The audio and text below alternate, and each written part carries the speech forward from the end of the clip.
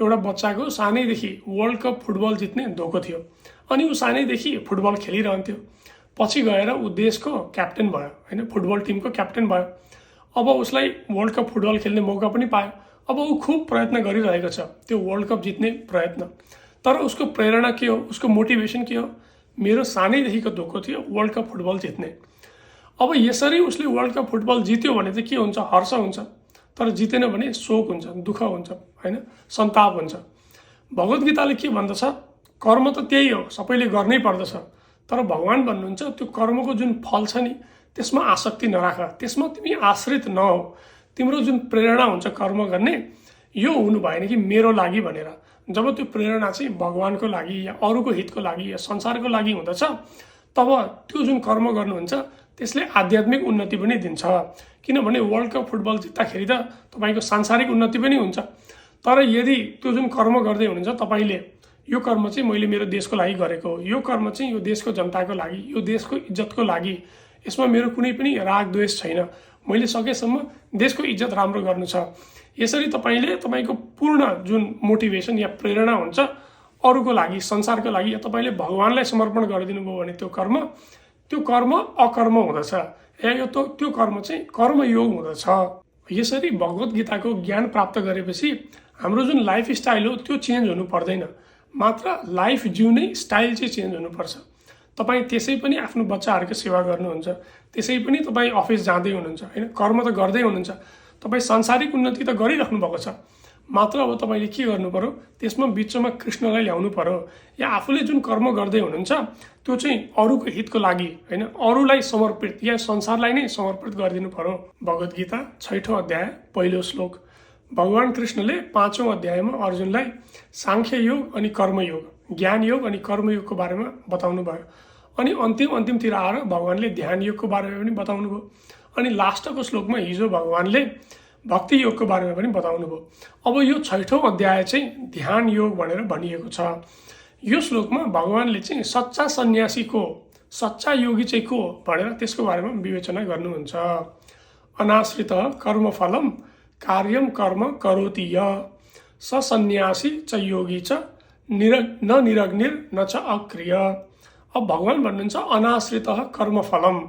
अनाश्रित भनेको जो आश्रित छैन केमा? कर्मफलमा, कर्मको फल या जुन काम गरेपछि यस्तो हुन्छ भनेर हामी भन्दछौँ नि, त्यसमा चाहिँ जो आसक्ति छैन। किनभने फले सक्तो निबध्यते, फलको आसक्तिले नै हामीलाई यो संसारमा बाँध्ने हो।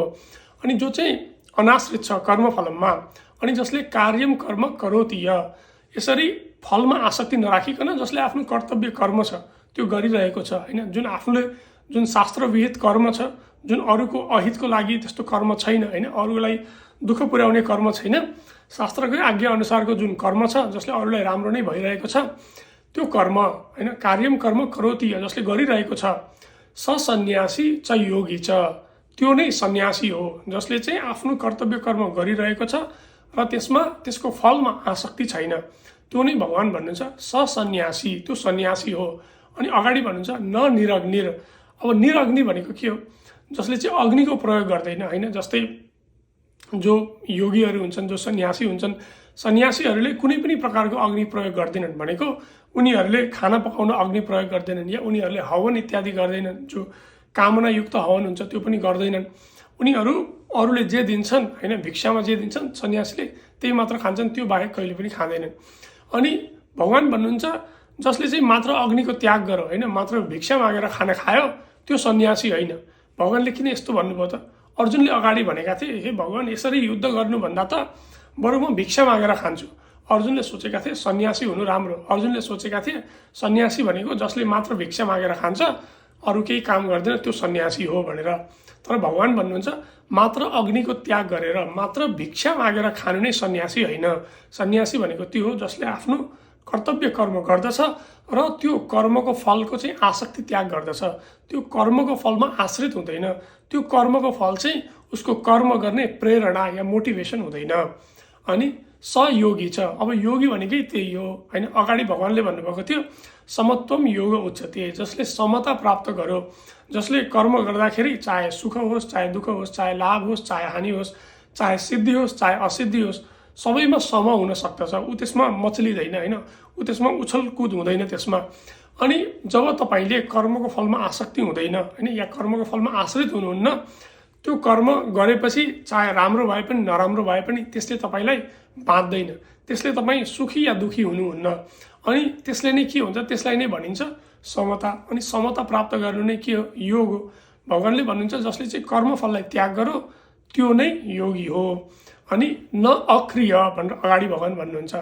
अब अर्जुनले सोचेका थिए यसरी म अक्रिय भएँ, मैले युद्धको क्रिया नै गरिनँ, म क्षत्रिय हुँ, क्षत्रियको कर्म चाहिँ युद्ध गर्नु हो होइन, धर्मको युद्ध गर्नु हो, तर मैले यो गरिनँ, यो कर्म नै छोड्यो भने म त योगी हुन्छु, एक ठाउँमा बसेर केही कर्म नगर्ने योगी हुन्छु। भगवान् भन्नुहुन्छ जसले कर्म सबै छोड्दछ त्यो योगी हुँदैन। योगी त्यो हो जसले कर्मको फलको आसक्ति छोड्दछ भनेको कर्मयोगी जो हुँदछ त्यो चाहिँ साँच्चीकै मानेमा योगी हो। अब यो श्लोकको ज्ञानलाई हामी व्यवहारमा कसरी उतार्ने त? कर्म त हामी सबै गरिरहेका छौँ। पहिले हामीले हेर्नुपर्ने के हो भन्दाखेरि जुन कर्म गरिरहेका छौँ के यो शास्त्र सहितको कर्म हो, के यसले शास्त्र विरुद्ध कुनै कर्म त भइरहेको छैन होइन।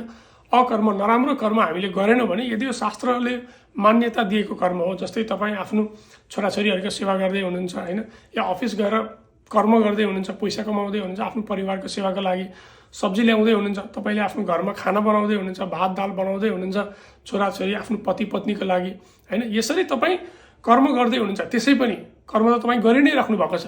अब त्यो कर्ममा चाहिँ यदि तपाईँले भगवान्लाई बिचमा ल्याउनु भयो होइन, त्यही कर्ममा त्यो कर्मलाई चेन्ज गर्नु परेन, भगवान्लाई बिचमा ल्याउनु भयो या भगवान्लाई त्यो कर्म समर्पण गरिदिनु भयो, या त्यो कर्म चाहिँ मेरो लागि होइन या अरूको हितको लागि हो, यो संसारको हितको लागि हो, यसरी कुनै राग द्वेष पूर्वक होइन, राग द्वेष नराखिकन तपाईँले त्यो कर्म गर्नुभयो भने त्यो कर्म नै तपाईँको मोक्षको कारण बन्दछ।